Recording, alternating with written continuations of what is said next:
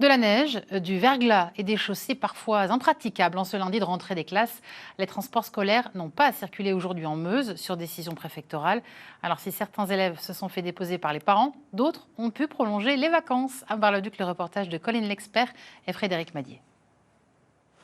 C'est un balai de voitures enneigées qui circule devant la cité scolaire Raymond Poincaré.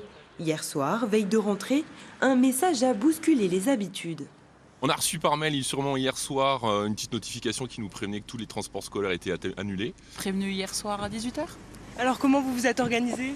Je ne travaille pas le lundi matin, donc c'est très bien.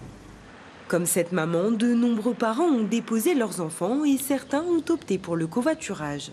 Habituellement, ils prennent le bus. Donc ça a été un peu une organisation différente en cette veille de rentrée? Oui, c'est ça. On a communiqué, quoi. On a échangé via notre réseau de mamans, quoi.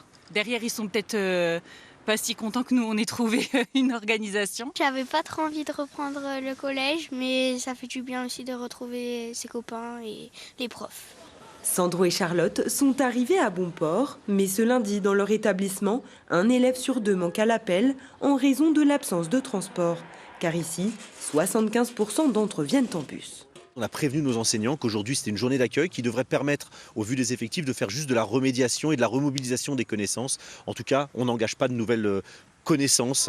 Et les retards étaient exceptionnellement tolérés, car avec le verglas et une importante couche de neige sur certains itinéraires, mieux vaut rouler doucement.